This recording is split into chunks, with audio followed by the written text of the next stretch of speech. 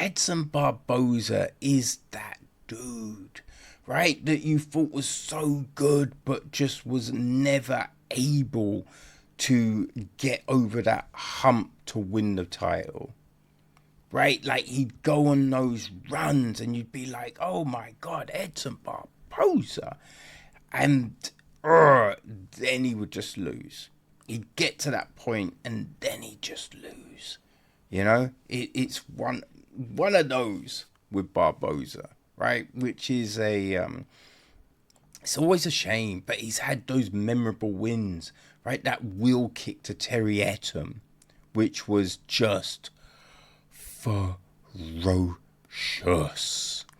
You know, the stoppage of Evan Dunham, you know, just those, like he had those wars with Paul Felder.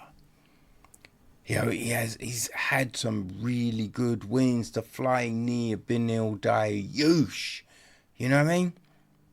Stopped Dan Hooker with a body shot, right? And look at Dan Hooker now. So Edson Barboza has been... That fight he had with Shane Burgos, right? When he hit, and it was back and forth, and then he hit Burgos, and Burgos had that weird, like, delayed action knockout that was so bizarre. You know what I mean? Edson has been in fights.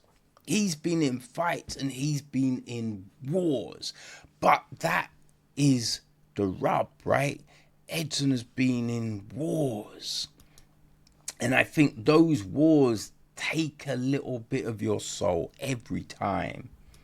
You know, you don't come back the same. And I think because of that, he'll never get to that point, right? He will never get to that title, unfortunately for Barboza.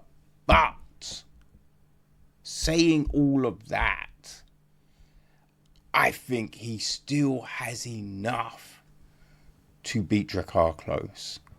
You know, the frequency he fights, just the caliber he fights. I think Barboza takes the win, and but I think we get a great fight to lead us into the prelims proper.